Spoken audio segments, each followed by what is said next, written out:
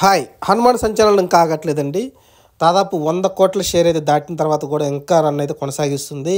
మనం అనుకున్నట్టుగా హిందీలో ఉండగా నిదానంగా పికప్ అవుతుందనుకున్నాం. కానీ ఇంకా అయితే పికప్ కావట్లేదు.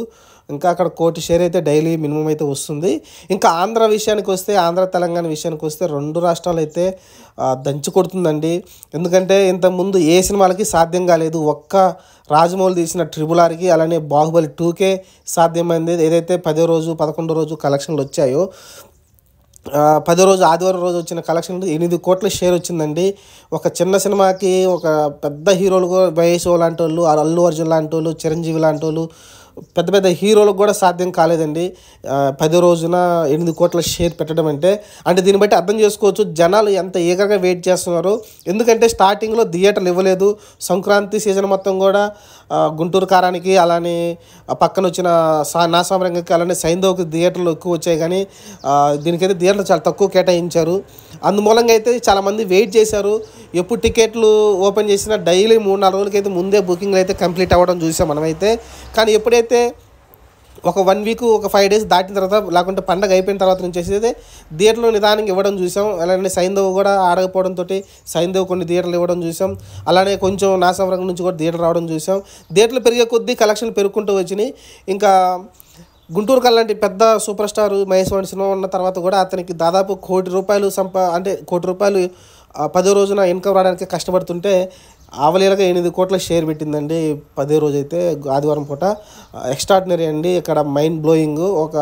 దీన్ని బట్టి మనకు ఏమర్థం అవుతుందంటే, ఒక మంచి కంటెంట్ ఉన్న సినిమా, హీరోతో సంబంధం లేకుండా ఒక మంచి సినిమా ఉంటే ఖచ్చితంగా ఆదరిస్తారని అయితే మళ్ళీ ప్రూవ్ అయింది తెలుగు ఆడియన్స్ అయితే. అలానే సోమవారం రోజున వీక్ డేస్న 3.5 కోట్ల షేర్ అంటే మామూలు విషయం కాదు. ఆదివారం 8 కోట్లు, మళ్ళీ ఈరోజు ఒక 3.5 కోట్లు అంటే అసలు ఎలా చెప్పాలో అర్థం కావట్లా. ఎందుకంటే సినిమా 11వ రోజు కొనసాగుతుంది. మొదటి ఆదివారం వదిలేసి 2వ ఆదివారం 8 కోట్లు అంటే, ఎందుకంటే దాని హైయెస్ట్ కలెక్షన్ ఇప్పటివరకు 8 కోట్లు. అది సినిమా ఎప్పుడైతే రిలీజ్ అయిందో, పండగ 2 రోజుల ముందు రోజున శుక్రవారం రిలీజ్ అయిందో గుంటూరు కారంతో పాటు, ఆ రోజు 6 కోట్ల షేర్ చూసింది. దానికి 2 కోట్లు ఇంకా ఎక్స్ట్రానే 10వ రోజున 8 కోట్ల షేర్ వచ్చింది, 2 కోట్లు ఎక్స్ట్రా అయితే. దీన్ని బట్టి మనం చెప్పొచ్చు సినిమా జనాల్లో ఎంత ఆదరిస్తున్నారో, ఎంత చూడటానికి జనాలు ఎగబడుతున్నారో దీన్ని బట్టి అర్థం చేసుకోవచ్చు. ఓవరాల్ చూసుకుంటే 200 కోట్లు గ్రాస్ దాటిందని మాట్లాడుకున్నాం. ఆల్రెడీ ఒక సెన్సేషనల్ కాబోతుంది. ఎందుకంటే ఒక పక్కన గుంటూరు కారానికి లైఫ్ టైం వేసేసుకున్నారు, లైఫ్ టైం అని. మరి ఇప్పుడు దీనికి ఎలా చెప్పాలో అర్థం కావట్లేదు. మరి మన కథ అది సింగిల్ దాంట్లో ఆడుతుంది, ఒట్టి తెలుగులోనే కాబట్టి గుంటూరు కారం. కానీ ఇది మల్టీ లాంగ్వేజ్లు కలిపి 250 కోట్లు అయితే ఈజీగా దాటేలా కనిపిస్తుంది. ఇది కూడా చరిత్రలో మిగిలిపోతుంది. కాకపోతే ఇది మల్టీ లాంగ్వేజ్ కాబట్టి ఆ సినిమా కోవకు వస్తే మళ్ళీ తక్కువగానే చూస్తారు. కానీ ఒక చిన్న సినిమా 30 కోట్ల బడ్జెట్ తోటి, లేకుంటే 30 కోట్ల టార్గెట్ తోటి సినిమా వచ్చింది. 30 కోట్లతో టార్గెట్ వచ్చేసి ఈరోజు 100 కోట్ల షేర్ అయితే దాటడం చూసాం మనమైతే. ప్రాఫిటే దాదాపు 100 కోట్లు తీసుకుపోతున్నారైతే చెప్తున్నారు ట్రేడ్ పండితులు అయితే. అంటే 100 కోట్ల ప్రాఫిట్ అంటే ఈ సీజన్లో కావచ్చు, ఇంతకుముందు సీజన్లో కావచ్చు, ఎప్పుడైనా సరే ఇంత హ్యూజ్ ప్రాఫిట్ అయితే తీసుకున్నట్టు చరిత్ర లేదండి. ఒక గీత గోవిందం కూడా ఇలానే ఒక 30 కోట్ల టార్గెట్తో వచ్చేసి దాదాపు 80 కోట్ల దాకా చేయడం చూసాను. కానీ దానికి మించి అయితే ఇప్పుడు ప్రాఫిట్ చూడబోతుంది హనుమాన్ అయితే. ఇంకపోతే గుంటూరు కారం కూడా ఇంకా అయిపోయినట్టండి, ఆల్మోస్ట్ ఎండ్కి వచ్చేసింది. కొంత ఆంధ్రాలో కొంచెం తక్కువ